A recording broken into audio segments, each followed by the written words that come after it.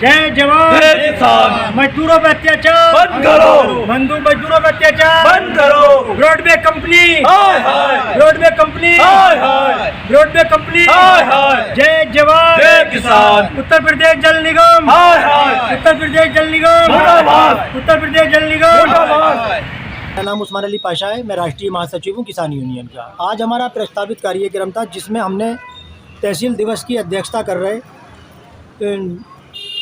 हमारे अपर जिलाधिकारी वित्त एवं राजस्व श्री हेम सिंह जी को 5 सूत्रीय ज्ञापन सौंपा है।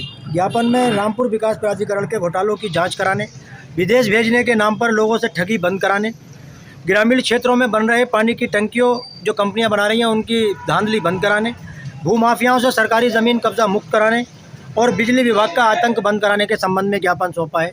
जो पहला बिंदु है रामपुर विकास प्राधिकरण के घोटालों की जांच कराने है क्या कि रामपुर विकास प्राधिकरण की स्थापना की गई थी ताकि रामपुर शहर और उसके आसपास के इलाके में कॉलोनियाँ विकसित हों और कॉलोनियाँ जो विकसित हों उसमें रामपुर विकास प्राधिकरण द्वारा उसका लेआउट पास हो, अच्छे सुख सुविधा युक्त सस्ते मकान गरीबों को, रामपुर के शहरी लोगों को मिल सके। लेकिन जब से रामपुर विकास प्राधिकरण की स्थापना हुई है सिर्फ विकास प्राधिकरण में तैनात कर्मचारियों की आमदनी के अलावा कोई विकास नहीं हुआ है। ना तो उन्होंने कोई कॉलोनी विकसित की है जिसमें लोगों को सस्ते दामों पर या किस्तों के रूप में मकान मिल सकें और ना ही उन्होंने किसी कॉलोनी को मतलब इस तरह से लेआउट पास किया है जो क्या वहाँ पर बिजली पानी की सुविधा हो।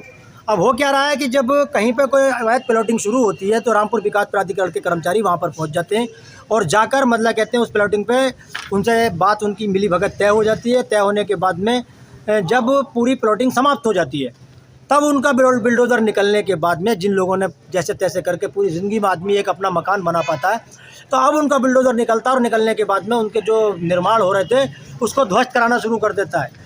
तो फिर जो भी मकान वहाँ पर बना रहा है उस प्रत्येक व्यक्ति से सुविधा शुल्क लिया जाता है और इसमें आप देखेंगे तो रामपुर विकास प्राधिकरण में जो भी जेई हैं वो रामपुर विकास प्राधिकरण की स्थापना के समय से या उसके कुछ समय बाद से रामपुर में ही तैनात हैं और उनकी आमदनी अगर देखें तो उनके जो प्रॉपर्टी की अगर जांच करा ली जाए तो उनकी आमदनी से कई गुना प्रॉपर्टी निकलेगी क्योंकि बहुत ज़्यादा बड़े पैमाने पर मतलब रामपुर में आप देखिए बेनज़ीरपुरा और घाटमपुर जहां पर बंदे के उस पार कोई प्लॉटिंग या कोई आवास निर्माण हो ही नहीं सकता। वजह यह है कि वो डूब क्षेत्र है, वहाँ पर प्लॉटिंग हो रही है और प्लॉटिंग होने के साथ साथ जब रामपुर विकास प्राधिकरण से इसकी शिकायत की गई तो उनका बुलडोज़र वहाँ पर पहुँचा, जाके थोड़ा बहुत ध्वस्त किया।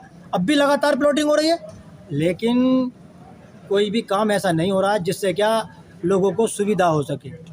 दूसरी समस्या विदेश भेजने के नाम पर हमारे रामपुर में बहुत बड़ा काम ये चल रहा है कि विदेश भेजने के नाम पर लोगों के साथ ठगी की जा रही है।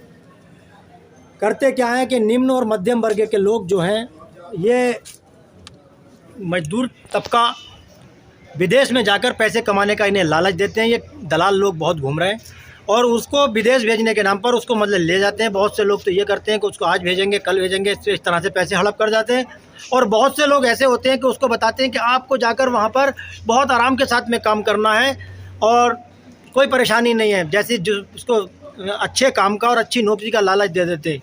जब वो वहाँ पहुँचता है तो जाकर उससे मतलब बहुत कठिन शारीरिक परिश्रम कराया जाता है जिस कारण वो बंदा ये सोचता है किसी भी तरकीब से मैं अपने घर वापस चला जाऊँ।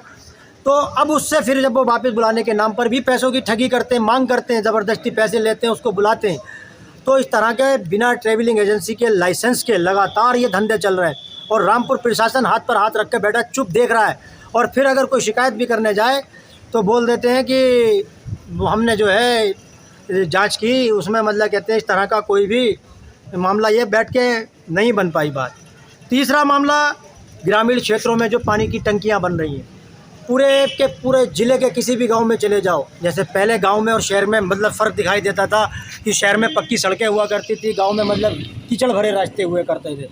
तो वही हाल अब इन पानी की टंकियों ने दोबारा बना दिया है। हर गांव में पानी की टंकी का निर्माण हो रहा है जिसका अधिकतम समय जो है इसको तैयार करके रोड की मरम्मत करने तक का बिल्कुल जो समय है मात्र 6 महीने 180 दिन में इनको करना होगा।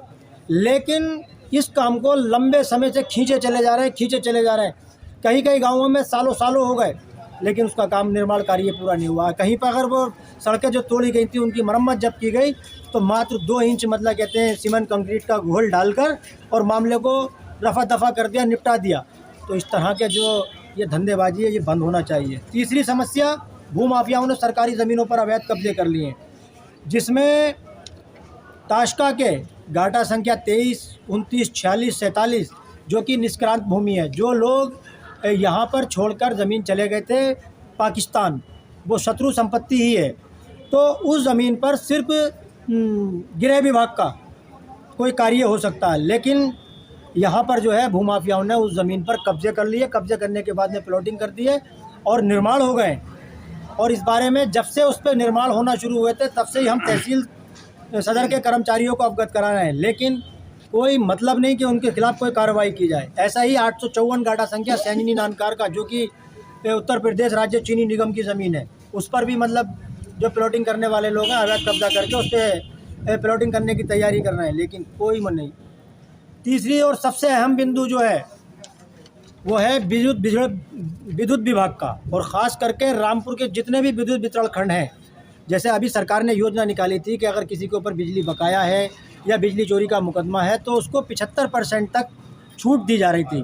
छूट के बाद में उसका ये था कि वो जमा कर देगा, उसका मतलब कहते हैं जो मामला है वो साफ़ हो गया। लेकिन रामपुर का कोई भी विद्युत वितरण खंड जो उसने जमा किया, जमा करने के बाद में एक लेटर बनता है जो कि एंटी पावर थेफ्ट थाने को दिया जाता है।